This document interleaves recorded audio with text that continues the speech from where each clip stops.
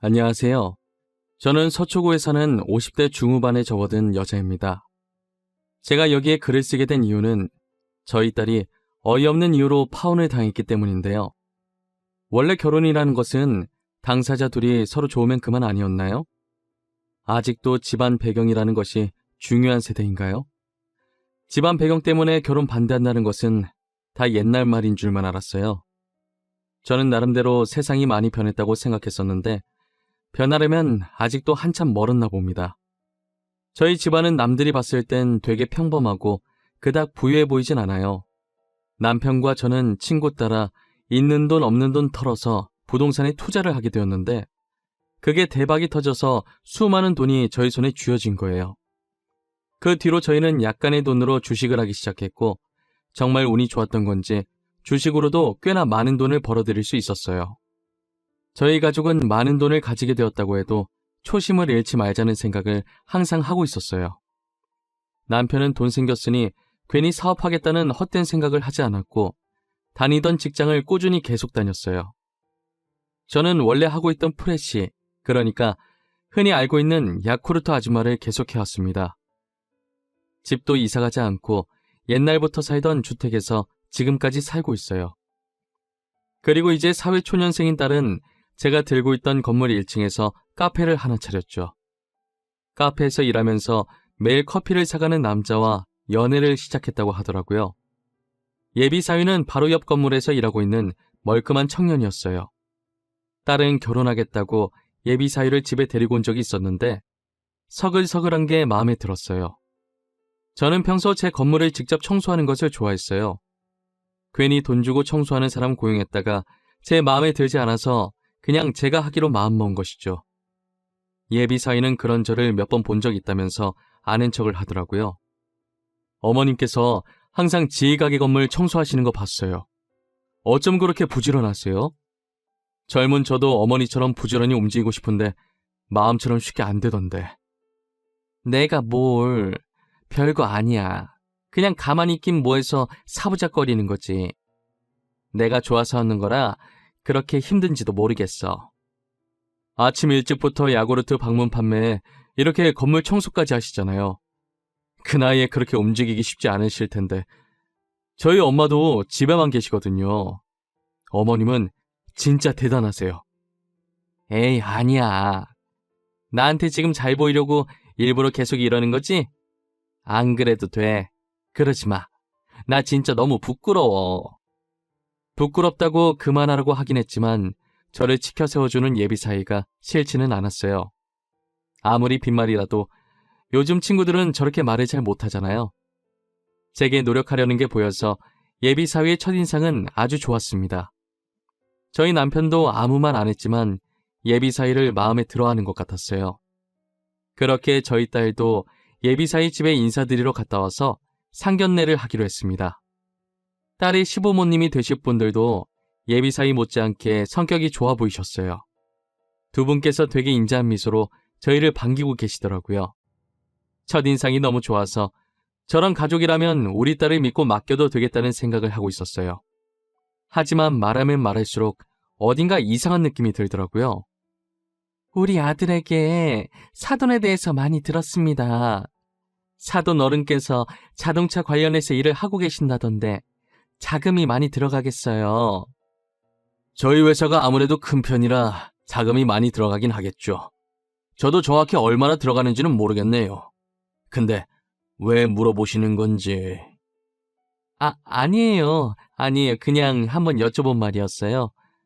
보통 자금을 여유분까지 넣어놓고 계신가 봐요. 정확한 금액을 모르시는 걸 보니. 네, 아무리 일 잘하는 사람이라도 실수할 때가 있잖아요.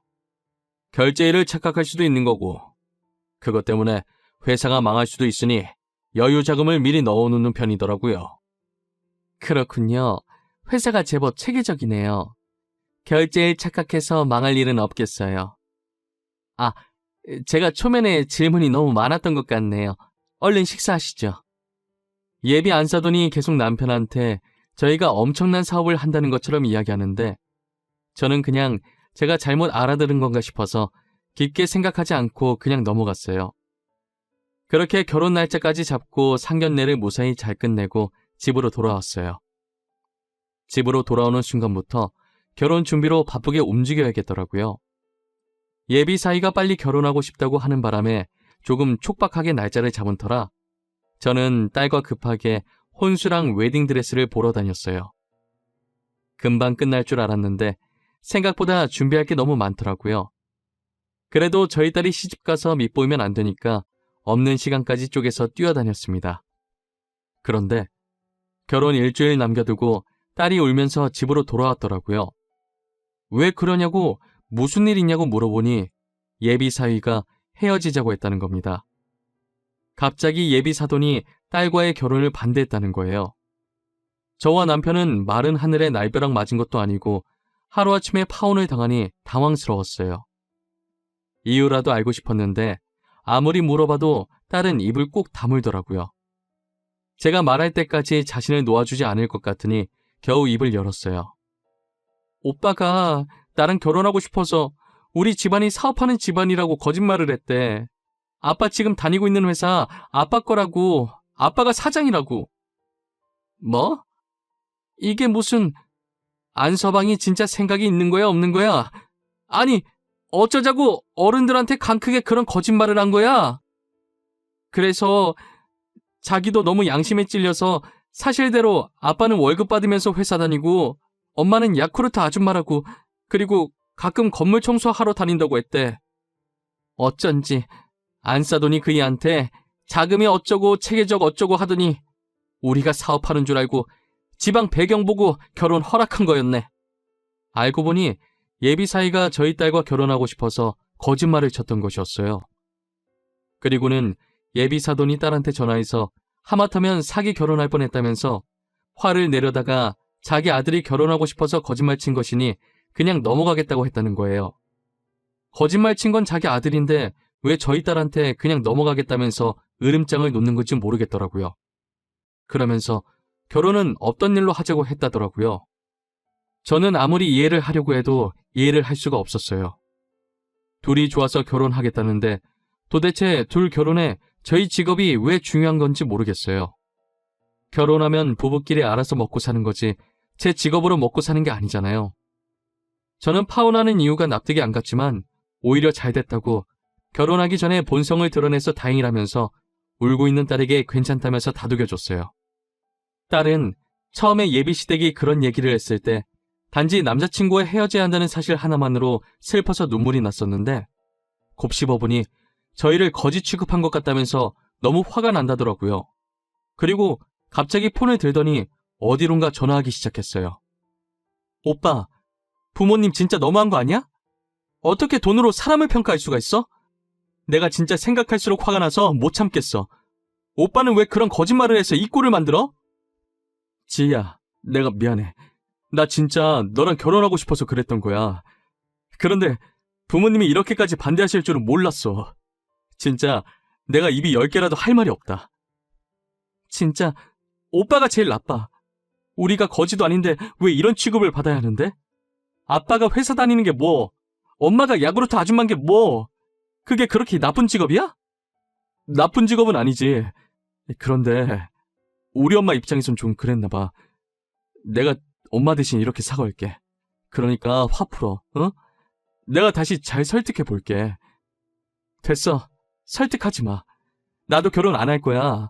우리 부모님 무시하는 집안이랑 결혼 못 해. 그리고 엄마 건물, 엄마가 자기 건물 청소하겠다는데 그렇게 못마땅할 일이야? 지희야, 방금 뭐라고? 너네 엄마 건물? 너 지금 하는 카페 건물 말하는 거야? 그게 어머님 건물이야? 우리 엄마 건물이다. 어쩔래? 우리 가족 부동산으로 돈을 아무리 많이 벌었어도 하시던 일 그만두지 않고 계속 다니신 성실한 사람들이야. 이렇게 욕먹으실 분들 아니라고. 지희야, 잠시만 좀 흥분을 가라앉혀봐. 내가 나중에 다시 전화할 테니까 조금만 기다려. 알겠지? 딸은 저희가 아무 잘못 없이 무시당한 게 화난 나머지 그 건물이 제 건물이라고 했다더라고요. 예비 사위는 그 소리를 듣고 조금만 기다리려고 하고 끊더니 곧바로 예비 안사돈한테 전화가 왔다고 해요. 지희야, 우리가 뭔가 잘못 알고 너에게 실수를 한 것 같구나. 정말 미안하다. 우리 아들과 예정대로 결혼식 올리고 우리가 실수했던 것은 잊어다오. 실수요? 지금 실수라고 하셨어요? 무심코 던진 돌에 개구리 맞아 죽는다는 말 모르세요? 어머님, 저희 가족이 지금 그 개구리예요. 어머님께서 던진 돌에 저희가 맞아 죽었다고요. 말을 또 왜 그렇게 삐딱하게 하는 거야? 내가 오해했다고 미안하다고 하잖니. 우리 아들이랑도 예정대로 결혼하라고 했는데 왜 이렇게 화가 난 거야?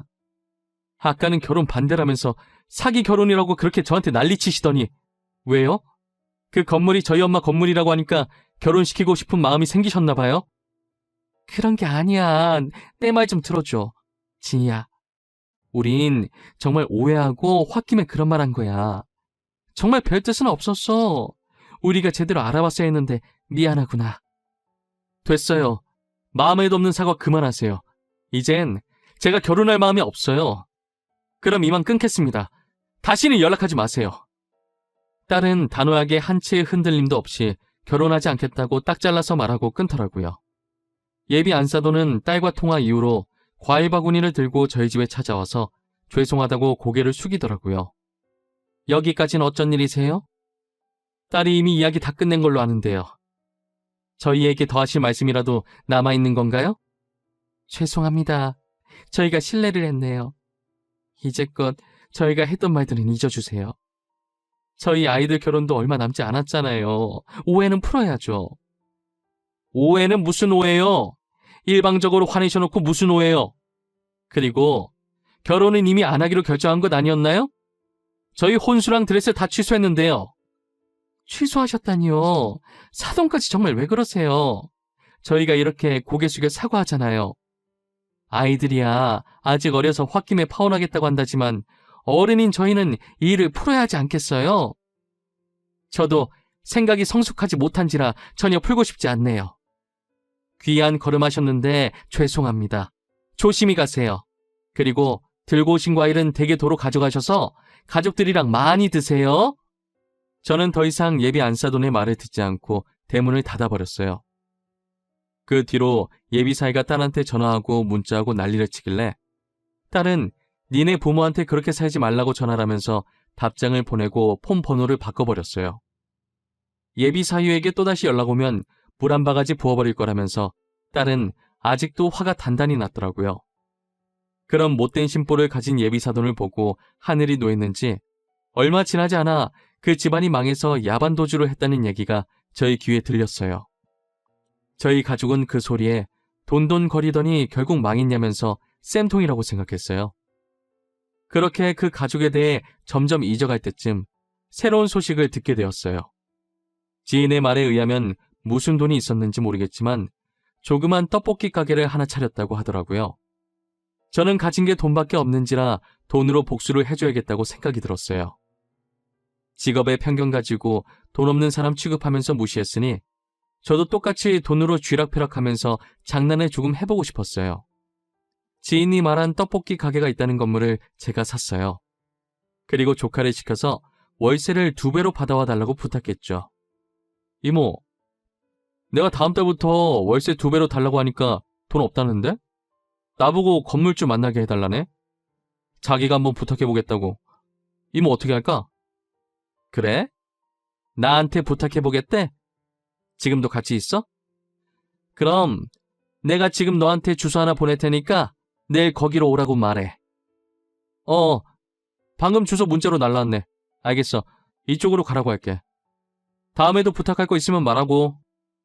저는 조카의 말을 듣고 딸이 일하는 카페 주소를 적어서 보내줬어요.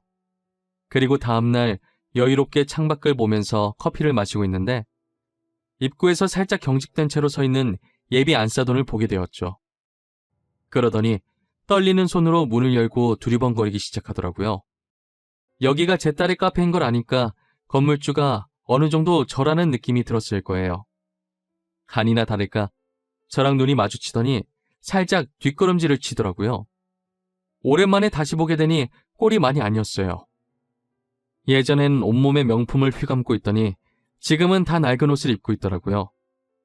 저는 손을 흔들며 여기라면서 월세 때문에 온 거 아니냐고 말했어요. 예비 안사돈은 어쩔 줄 모르겠다는 표정으로 쭈뼛거리며 제 앞에 앉았어요. 커피 마실 거냐고 물어보니 대답은 하지 않고 고개만 절레절레 흔들더라고요. 질질 끌 필요 없으니까 본론부터 얘기할게요. 다음 달부터 월세 2배로 올릴 생각입니다. 조카한테 들어보니까 월세 낼 돈이 없다고 하시던데 돈 없으면 나가주셔야겠어요. 사돈, 아직까지 저희한테 화가 많이 나신 건가요? 어떻게 해야 화가 풀리시겠어요? 저희 정말 반성 많이 했습니다. 지금까지 많이 뉘우치면서 살았어요. 꼴을 보니 반성 안 하곤 못 베기겠네요. 그런다고 익은 고기가 생고기로 돌아오진 않죠. 상처가 아물어도 흉터는 남아있어서 잊으려고 해도 잊을 수가 없더라고요. 저희를 용서하지 않으셔도 됩니다. 하지만 가게만큼은 건들지 말아주세요. 이 가게까지 잘못되면 저희 가족들 정말 길거리에 나앉아야 돼요. 제발요. 그러게, 결국 이렇게 될 걸. 그때 왜 저희 딸한테, 그리고 저희한테 상처를 주신 거예요? 저희가 뭘 그렇게 잘못했다고 어린아이에게 상처 주면서까지 매정하게 구셨냔 말입니다. 정말 잘못했어요. 저희도 그땐 부유함이 영원히 계속될 줄만 알았어요. 너무 어리석었던 거 잘 압니다. 저도 지금 후회하고 있어요. 이미 늦었어요. 저는 용서해줄 생각이 전혀 없거든요. 돈 없으면 다음 달부터 당장 가게 빼세요. 이만 가볼게요. 저는 예비 안사돈에게 모질게 얘기하고 카페를 나왔습니다. 제가 나가고 난 후는 어떻게 됐는지 몰랐었는데 예비 안사돈이 카운터로 가서 음료를 만들고 있던 딸한테 무릎을 꿇고 빌었다고 하더라고요. 딸은 본 척도 하지 않고 만들고 있던 음료를 마저 만들었다고 합니다. 쪽팔린지도 모르는지 계속 그렇게 무릎 꿇고 있길래 딸은 이제 일어나라면서 하루 종일 자기 앞에 이러고 있어봤자 자신은 제 마음을 돌릴 힘이 없다고 말했다고 하더라고요. 결국 예비 안사돈은 아무것도 해결하지 못한 채 돌아갔고 얼마 후 가게를 뺐어요. 그 뒤로는 그 집안 소식을 들을 수가 없었어요. 아무도 모르는 곳으로 자취를 감췄다고 하더라고요. 모든 잘못은 부메랑처럼 자기 자신에게 돌아온다는 말 한 번쯤은 해보신 적 있으시잖아요. 저 말처럼 어떤 잘못을 하면 자신한테는 그 잘못의 2배로 돌아오는 것 같아요. 사람은 살면서 누구나 실수를 할 수는 있습니다. 오히려 실수를 한 번도 안 해본 사람 찾는 게 더 어려울 거예요. 하지만 본인의 검은 속내를 드러내고 남에게 상처 준 후 나중에 그것을 실수라고 포장하지 마세요. 그것은 실수가 아니라 본인의 본래 인성이 그런 거예요. 검은 속내를 가지고 있다고 해서 무조건 본래 인성이 잘못됐다는 게 아니라 그걸 참지 못하고 남에게 상처 주면서까지 분출해내는 게 잘못이라는 거예요. 여러분들도 어떤 말을 할 때든 2번이고 3번이고 생각을 하신 후에 이 말이 세상 밖으로 나와도 누군가 다치지 않겠다 싶으실 때 내뱉으셨으면 좋겠네요. 제 이야기는 여기까지입니다. 지금까지 저희 이야기를 들어주신 모든 분들, 새해에도 늘 건강하시고 감기 조심하시고 하고 싶으셨던 일들이 있으시다면 모두 성공하는 한 해 되셨으면 합니다. 감사합니다.